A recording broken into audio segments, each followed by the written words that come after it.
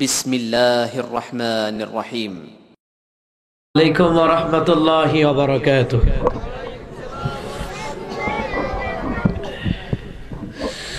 الحمد لله نحمده ونستعينه ونستغفره ونعوذ بالله من شرور أنفسنا ومن سيئات أعمالنا من يهده الله فلا مضل له ومن يضلل فلن تجد له وليا مرشدا ونشهد أن لا إله إلا الله وحده لا شريك له ونشهد أن سيدنا إمامنا قدوتنا حبيبنا وطبيبنا وطبيب أرواحنا محمد الذي أرسله بالحق بشيرا ونذيرا وداعيا إلى الله بإذنه وسراجا منيرا فقد قال الله تعالى في كلامه المجيد وفي فرقانه الحميد أعوذ بالله من الشيطان الرجيم بسم الله الرحمن الرحيم يا أيها الذين آمنوا اتقوا الله إيكوتا باري دو مكشر بسم الله الرحمن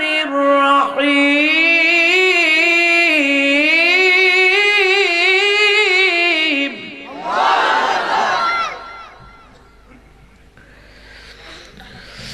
يا أيها الذين آمنوا اتقوا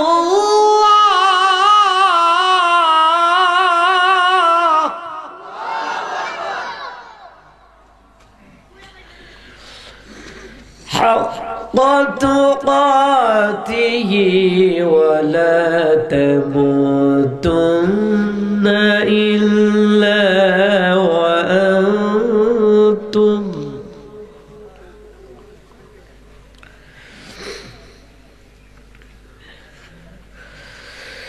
يا أيها الذين آمنوا اتقوا الله حق تقاته ولا تموتن إلا وأنتم مسلمون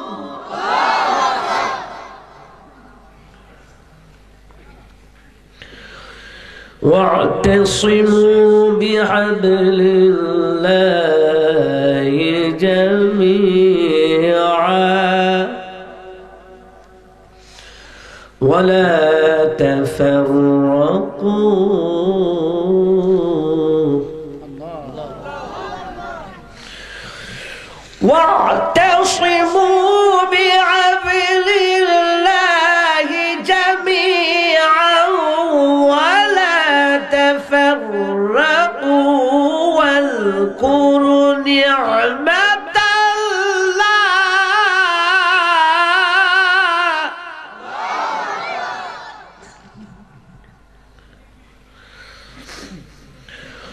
واذكروا نعمة الله عليكم إذ كنتم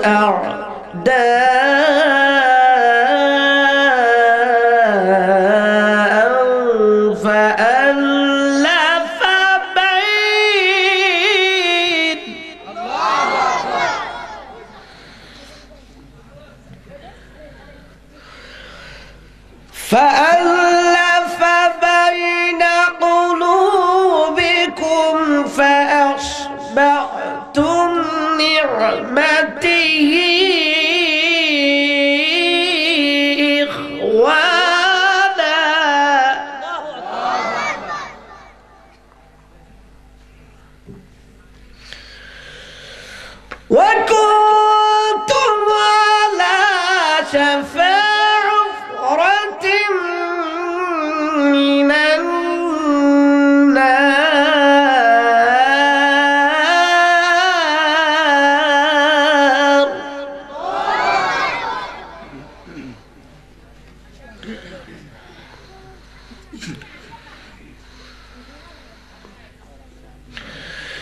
حفرة من النار فأنقذكم منها كذلك يبين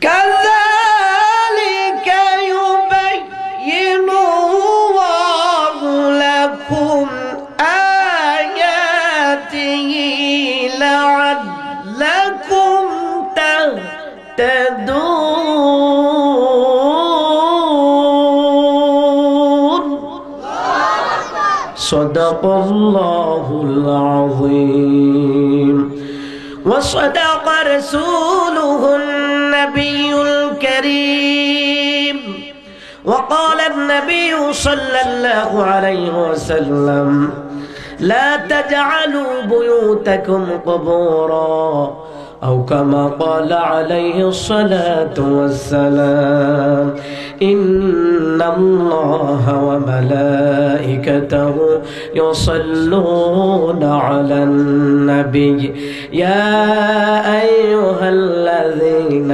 آمنوا صلوا عليه وسلموا تسليما اللهم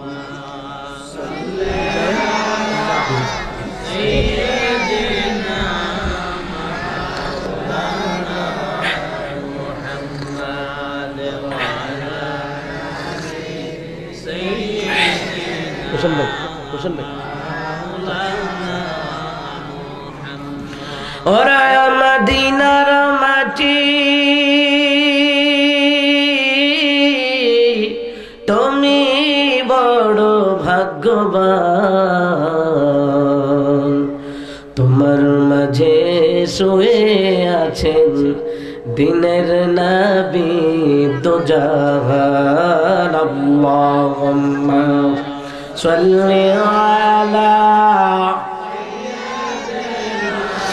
مولانا محمد وعلى آل سيدنا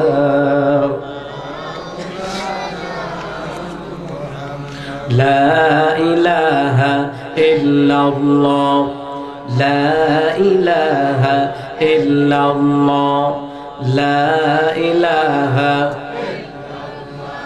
لا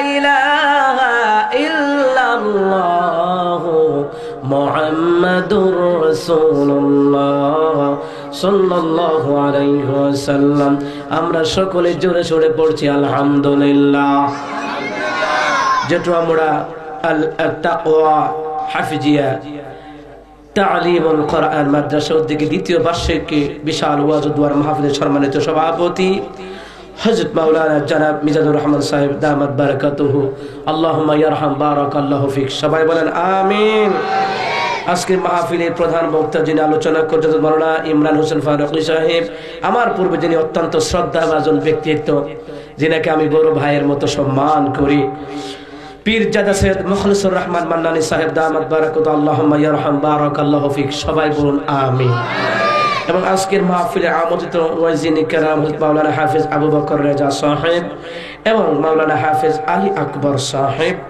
এবং সৌজন্যে মরহুম খুরশিদ আলম সরদার এর মাগফিরাতের কামনা রেজাউল করিম রুমি জেটো মোরা এবং ইন্তেজামিয়ার কমিটির বিন্দু এই মাহফিলের করতে গিয়ে আমার যত ভাইয়েরা কষ্ট করেছেন আমার এলাকার মুরব্বী বাবারা যুবক ভাইয়েরা এলাকার মেম্বার চেয়ারম্যান সর্দার মাতাব্বর ওলামাই কারাম ইমাম খতিব মুয়াজ্জিন মুহতামিম তালাবুল আলম ছাত্রবৃন্দ স্কুল কলেজের ছাত্র ভাইয়েরা এলাকার মুরব্বী বাবারা যুবক ভাইয়েরা পর্দার আড়ালের আমার প্রাণ প্রিয় মা ও বোনেরা সকলের প্রতি আমার সালাম আসসালামু আলাইকুম ওয়া রাহমাতুল্লাহি ওয়া বারাকাতুহু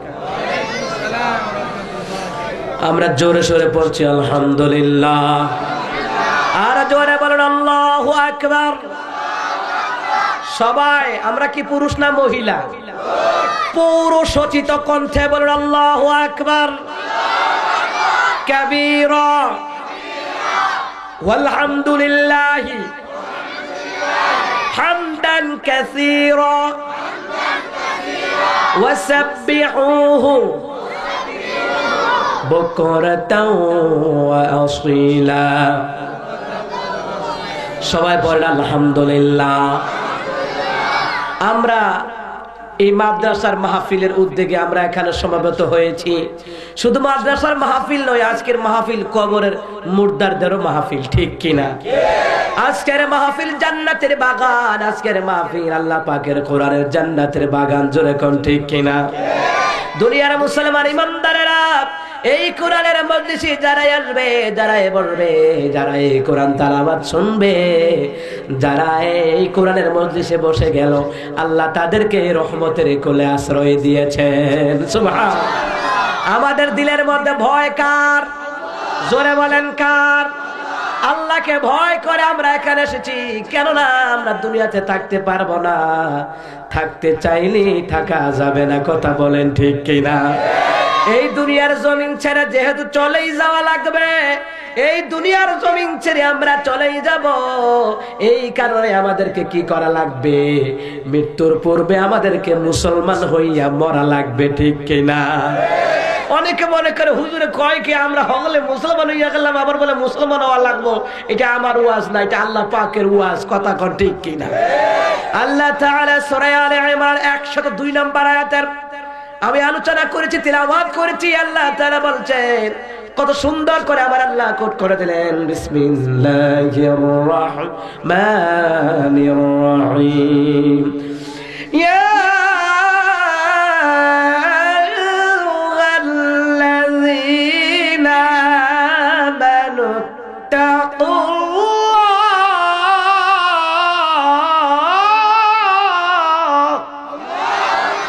আল্লাহ তাআলা বলছেন, হে ইমানদারেরা, তোমরা তোমাদের পরওয়ারদিগারকে ভয় করো। কাকে ভয় করব?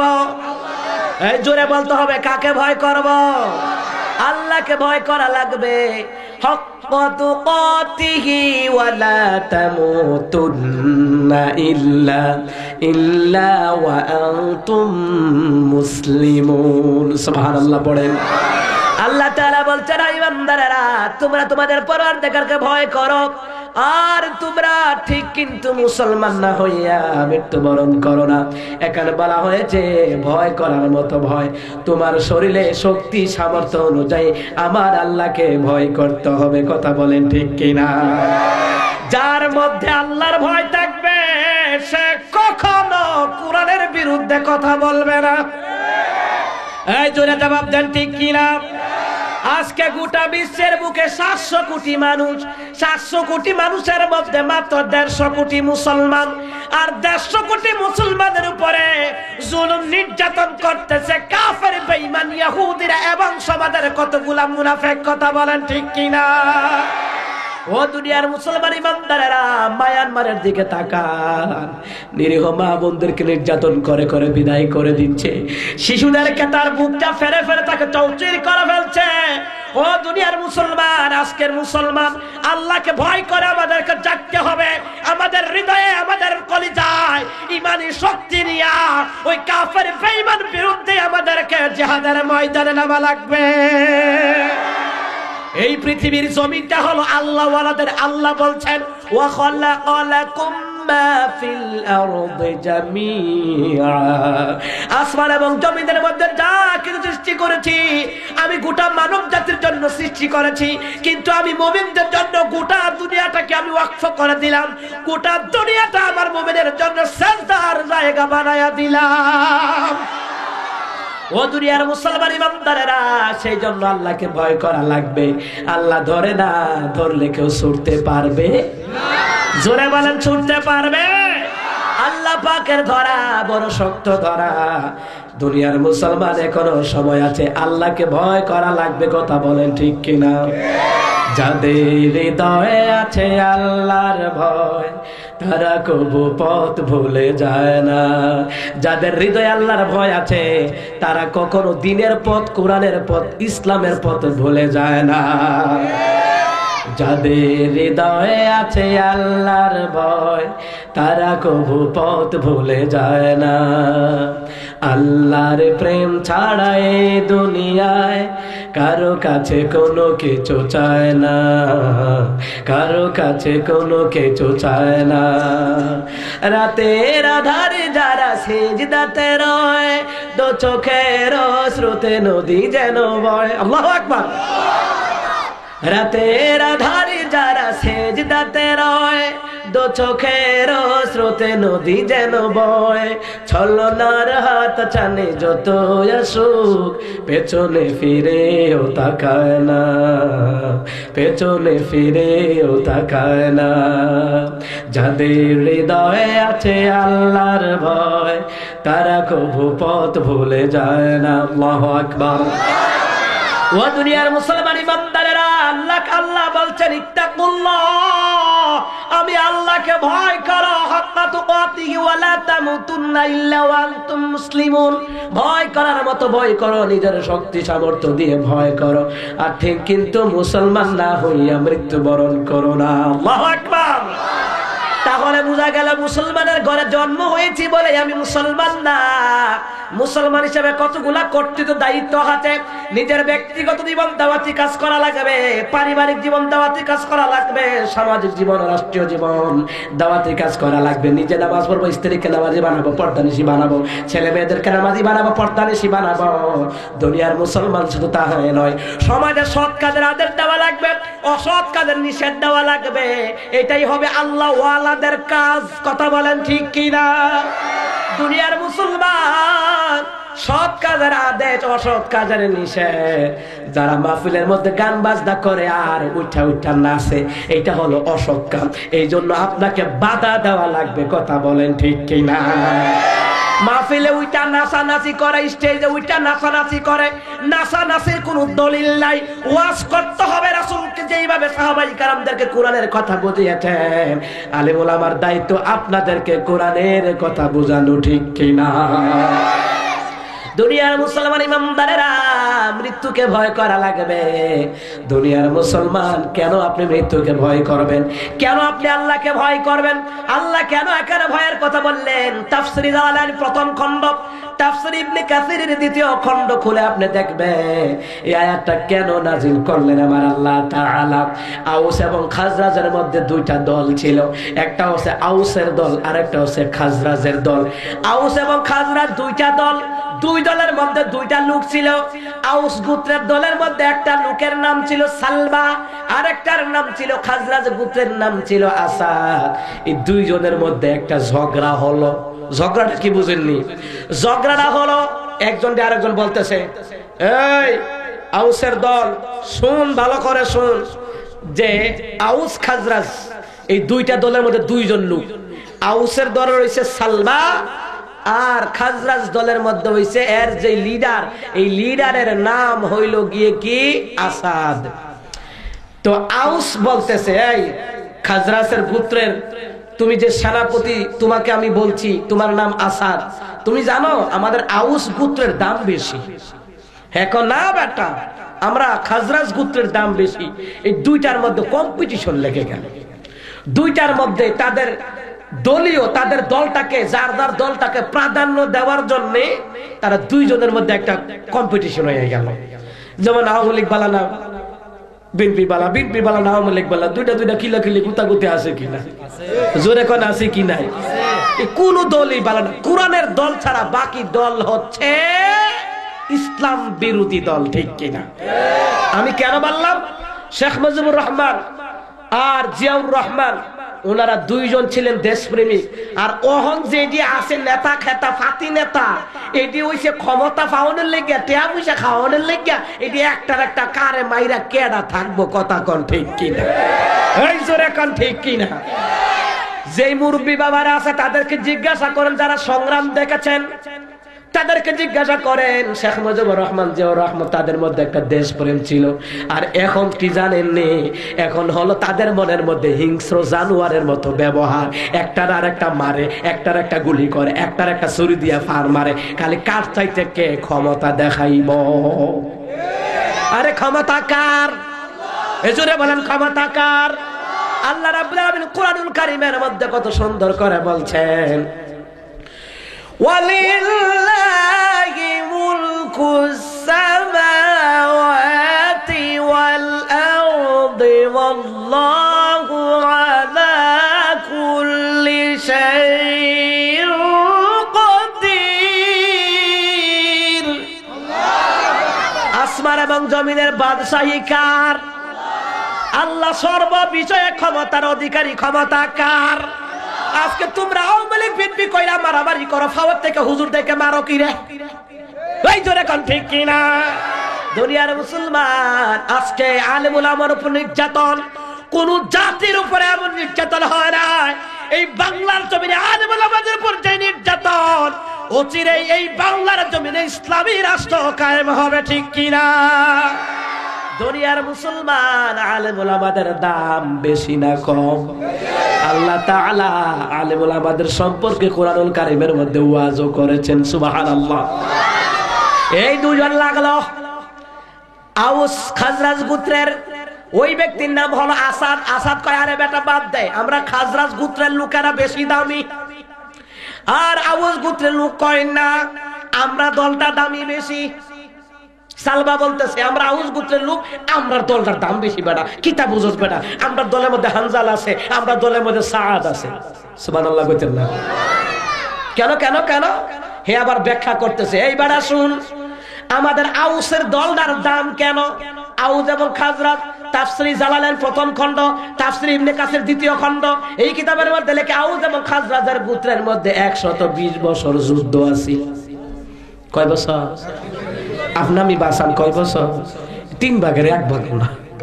কথা কোন ঠিক কিনা? এই জোরে কোন ঠিক কিনা?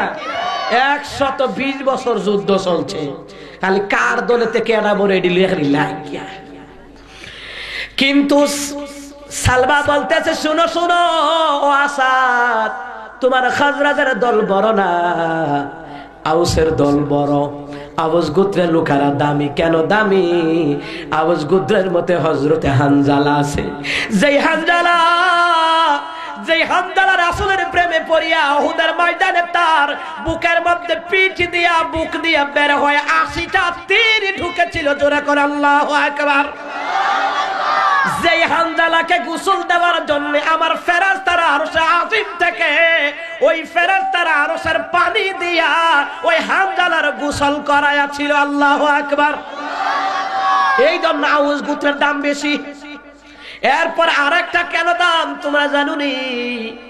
ওই যে সালবা বলতেছে, ও খাজরাজের দলের নেতা সাহেব, ও আসাদ মিয়া, আপনি শুনেন, আমার দলের মধ্যে আরেকজন আছে, আউস দলের মধ্যে আরেকজন আছে, যার নাম হচ্ছে হযরতে সাদ। সুবহানাল্লাহ। যেই সাদের মৃত্যুতে আল্লাহর আরশে আজিম থর থর করে কেঁপে উঠেছিল। আল্লাহু আকবার বলেন না?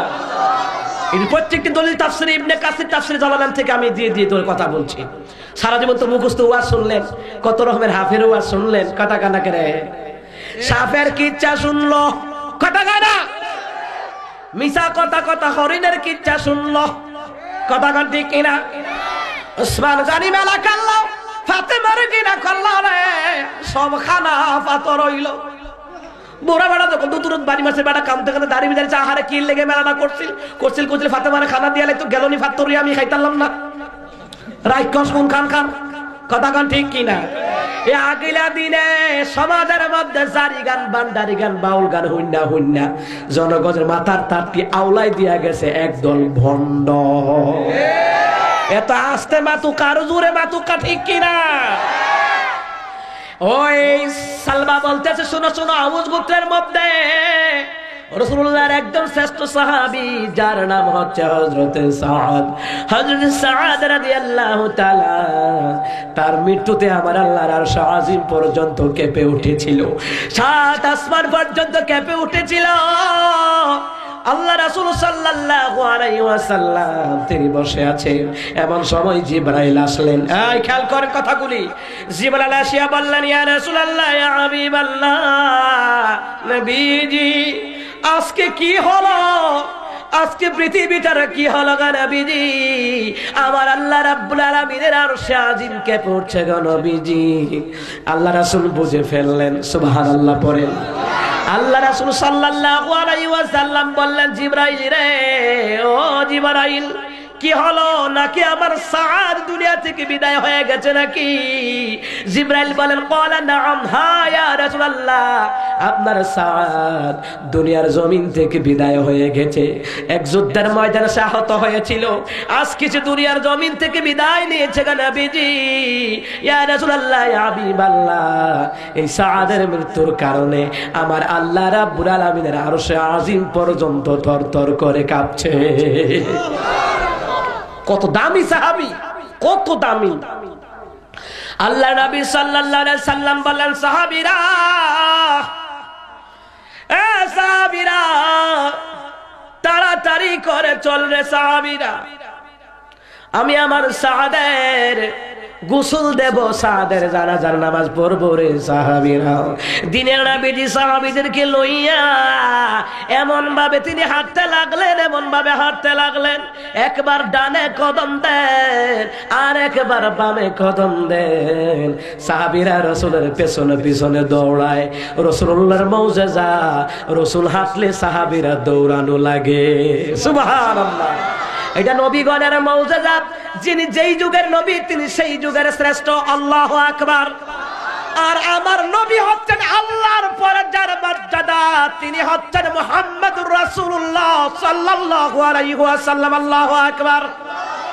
দুনিয়ার মুসলমান রাহমাতুল লিল আলামিন, একবার ডানে কদম দেন আর একবার বামে কদম দেন। পেছন থেকে সাহাবীরা বলে, ইয়া রাসূলুল্লাহ, আপনি হাঁটলে আমরা দৌড়াতে হয়, আমাদের পায়ের জুতার ফিতা ফিরে দেওয়ার উপক্রম হয়ে গেল। ইয়া রাসূলুল্লাহ, ইয়া হাবিবাল্লাহ, আপনি কেন একবার ডানে কদম দেন আর একবার কেন বামে কদম দেন গো নবীজি?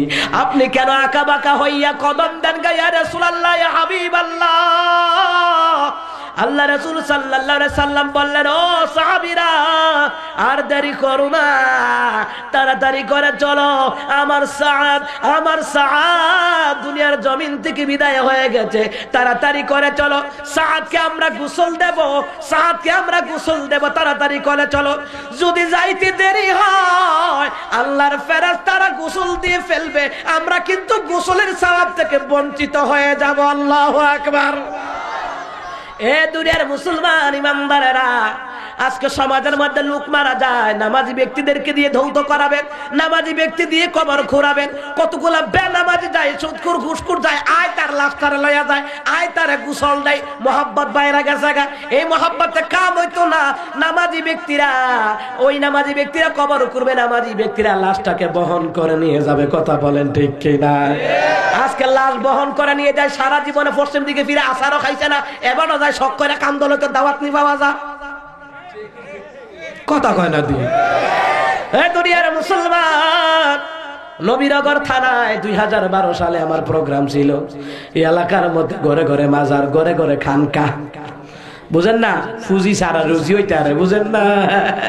কালকে গেলাম ওই এলাকায়, বুঝছেন? ওই এলাকায় গিয়ে দেখে একটা মাজার বানানোতে একবার ফাঁকা ফাঁকা কইরা রাখছে। ড্রাইভার রে কইতাছি, আমার এই বুড়া ভাইটা, নানা ভাই, উনি আমার সাথে থাকে আজকে 3 বছর রেগুলার। তো নানা ভাই গাড়িটা থামা যায় এখানে, কতক্ষণ একটু ঠিক করে লই না। কি সুন্দর করে মাজারের মধ্যে ফুল টুল দিয়া মনে হয় এবার বাসর হইতে আসছে। কতক্ষণ না দিই আও, যদি ইমান আমল ভালো না হয় উপরে তো ফুল দিল কাম হইতো না, ভিতরে তো ফারাইতেছে। এ কথা কান ঠিক কিনা? হেবাটা জানি কারে উপরে তো ফুল দিয়ে তোর আনন্দ করো, এখন তো আমার 20 মতোই লাগতেছে। কথা কান ঠিক কিনা? যাদের ইমান আমল ভালো হবে, সমাজের সে গরিব লোক হোক, যাদের ইমান আমল ভালো হবে, মরলে কবর শোয়াইতে দেরি, তার ইমানের আলোতে কবরটা আলোকিত হয়ে যাবে, উপরে মোমবাতি ধরানো লাগবে না।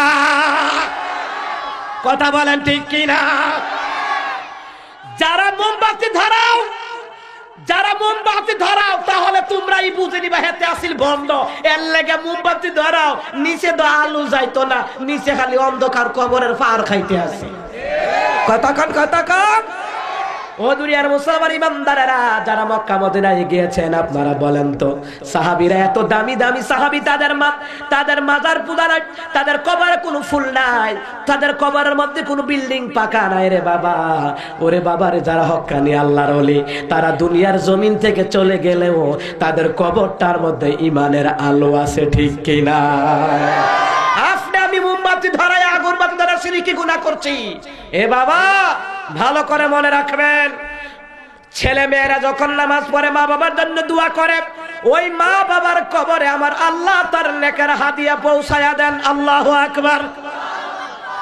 ওই ঘটনাটা আমি বলবো, সামনে আসতেছে ঘটনা। আমার বাবারা ভালো করে খেয়াল করেন রে বাবা, মোমবাতি আগুরবাতি এরকম শিরকি গুনাহ করা যাবে? তাহলে আমি যখন নবীনগর থানায় গেলাম, ওখানে গিয়ে দেখি রে বাবা এক লোক মারা গেছে। তো মারা গেছে পরে হগলেই কবর করতে গেছে। আরে বাবরে কোদাল মনে 15-20টা জমছে। আমাকে কি তাহলে কি ফিশারি কাটবো না? কবর কবর কবরের দিয়ে ফিশারি কাটার যত কোদাল আছে সব লইয়ে পড়ছে। ঘটনা কি? আর একটা ছেলে বলতেছে, ছেলেটা খুব ভালো, 5 ওয়াক্ত নামাজ পড়ে, নাম আব্দুল কুদ্দুস, ব্যবসা করে। হুজুর আপনি বুঝতেন না হুজুর, কবরটার মধ্যে কোন মধ্যে কোদালটা ছুরিটা বাঘ ফেলাতে যেমন গরুর বাঘ, এখানে বাঘ ফেলাতে দাওয়াতের বাঘ, এ আসা হগলে আইয়ে। আমি কি আইতে হগলে নামাজ পড়ি? হুজুর একটারও নামাজও পাইতেন না, দাওয়াতের বাঘটা নিফায় এর লাগে হগলে যা কবর করতো। এই 60টা মালুলি দুসারে নামাজি ব্যক্তি কবরটা করবো, ঠিক কিনা? জোরে কোন ঠিক কিনা? লাশটা বহন করতে যা হগলে দেখবে আমি বহন করছি, আমার দাওয়াত দিবে, এরপরে আমার মুরগা রান্না রুই মাছের মাথাটা আমার বেশি করে দিব। কিরা আমি আলগা লয়ে গেছি কবর। কথা কোন ঠিক কিনা? এটা আবার কোন বা আরে তারা গেছে দৌড়ে ধরতে বললা কি তো নামাজ চলছে না, এ ধরলাম আধ্যাত্মিক থেকে ধরবো। নাউজুবিল্লাহ কর, আর জোরে কর নাউজুবিল্লাহ। মৃত ব্যক্তি মারা গেলে অবশ্যই যারা নামাজি স্বইচ্ছায় যাইবেন, আল্লাহর ওয়াস্তে কবর কুরা দিবেন, স্বইচ্ছায় যাবেন, তাকে গোসল দেওয়াবেন। যারা জানে, না জানলে আলেম ওলামার কাছ থেকে মাসালা জেনে নেবেন। না এইটা তো শিখতে হয় না। আরে বাবা যেই পারা পারে তারা কথা কয় না। দোকানে আমাকে চা খায় আর কি ফুটুন ফুটুন করে। আমার হাদিসে আছে না, আমারটা হাদিস কি আর 1-2টা, কত লক্ষ লক্ষ হাদিস, আমারটা কি থাকতে আর না? জোরে কর নাউজুবিল্লাহ। এরকম কয় কি কয় না? জোরে করে কয় কি কয় না? এরকম আছে না সমাজ? আগলে দিনের বেডিয়াতি সমাজ কতগুলো ফেস লাগায় দেখেন। বেডি তুই বাইরটা পিছা ডলে বাইরে কিলোমিটার দায়িত্ব হইতে যাত্রা হতো না, আবার খাইলা করছি বারাতি, কয় কি কয় না? জোরে কর নাউজুবিল্লাহ। এদিকে হাদিসও আছে খাইলা কলা দেখলে যাত্রা হয় না। ও আল্লাহ যদি যাত্রা করাই দেয় খাইলা কলা ধরে রাখবো? এই জোরে কান, কত বড় কুসংস্কার সমাজের মধ্যে ঢুকছে। কথা কোন ঠিক কিনা? আর জোরে কোন ঠিক কিনা? এরপরে বিয়ার সময় মায়ার গুল বেডি যায়, বেড়ার গুল বেড়া যায়, বেডির গুল বেড়া যায়, বেড়ার গুল বেডি আইয়ে গায়ে হলুদ কি কথা কন না? ও মা আজকে না গায়ে হলুদ কিতা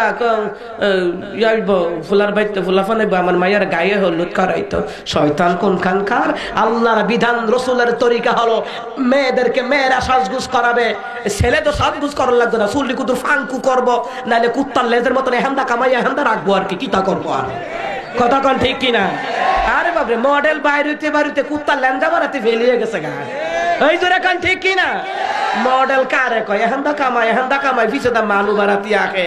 এই কোন মাদ্রাসার ছাত্র দেখছেন এভাবে মডেল করতে? করে নাই। তাদের হৃদয়ে আল্লাহর ভয়। এই হাফেজ সাহেবরা আলেমরা শিক্ষা দেয় কিভাবে নবীর সুন্নতে চুল রাখতে হয়, কিভাবে নবীর সুন্নতে দাড়ি রাখতে হয়, কিভাবে নামাজ পড়তে হয়, কিভাবে মানুষকে সালাম দিতে হয়, কিভাবে পিতামাতার সাথে আচার ব্যবহার করতে হয়। এইটি দ্বীনি প্রতিষ্ঠানে মাদ্রাসায় শিক্ষা দেওয়া হয়, ঠিক কিনা? আপনি জীবনে দেখবেন আমার কথাগুলি বাস্তবমুখী কথা। আপনার যেই ছেলেটা মাদ্রাসায় পড়ে, ওই ছেলেটা আপনার কাছ থেকে 10 টাকা খুঁজে নিতে তার হৃদয়ে ভয় লাগে। কথা ঠিক কিনা? কিন্তু যেই ছেলেটা কলেজ মাদ্রাসা ইউনিভার্সিটিতে পড়ে, 4000-5000 টাকা আপনার কাছে খুঁজতে দ্বিধা করে না, ঠিক কিনা? আপনি প্রমাণ করেন। কারণ যেই ছেলেটা মাদ্রাসায় পড়ে তার হৃদয়ে আল্লাহর কালাম আছে, তার হৃদয়ে তার আমলে রাসূলুল্লাহর সুন্নাত আছে, এই জন্য তার হৃদয়টা বিনয়ী নম্র, পিতা মাতার সাথে শ্রদ্ধার আচরণ করে, ঠিক কিনা? আমরা তো বড় হয়ে গেছি, তেমন তো বড় হয় নাই। এরপরও সারা দেশে বক্তাগিরি করি, কিন্তু মা বাবার সাথে এখনো ভয় করে কথা বলতে হয়, না জানি মার সাথে বেয়াদবি হয়ে যায় কিনা, ঠিক কিনা? এটা কেন হয়েছে? মাদ্রাসায় পড়ার কারণে, কোরআন শিখার কারণে, আমার রাসূলুল্লাহর হাদিসের বাণী সুন্নতের আমল করার কারণে। কথা বলেন ঠিক কিনা? ও দুনিয়ার মুসলমান ইমানদারেরা, ভালো করে কথাগুলি খেয়াল করেন। যারা নামাজি, যারা আল্লাহওয়ালা, তাদেরকে দিয়ে লাশটাকে ধোয়াবেন, তাদেরকে দিয়ে কবরের পারে নিয়ে যাবেন।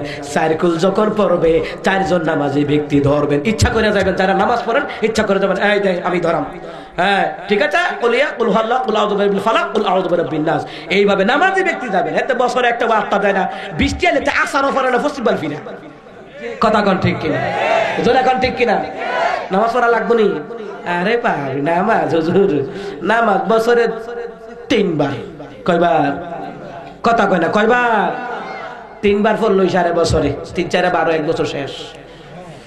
নাউজুবিল্লাহ কোন, আর জোরে কোন নাউজুবিল্লাহ। এরে যুবক ভাই, আপনাদেরকে বলে দেয়, আপনার একটা সেজদার দাম আছে। 100 বৃদ্ধ লোক মিলে যদি 1000 সেজদা দেয়, আপনার একটা সেজদার সমান সওয়াব। সুবহানাল্লাহ। আর যারা যৌবন কাল থেকে আল্লাহকে সেজদা দিয়ে দিয়ে বৃদ্ধ হয়েছে, যৌবন কালের ইবাদতের সওয়াব আল্লাহ বৃদ্ধ কালেও জারি রেখে দিবেন। সুবহানাল্লাহ। আমি যেই ঘটনাটুকু বলছিলাম, আল্লাহ রাসূল বলতেন, ও সাহাবীরা তাড়াতাড়ি করে চলো রে সাহাবীরা।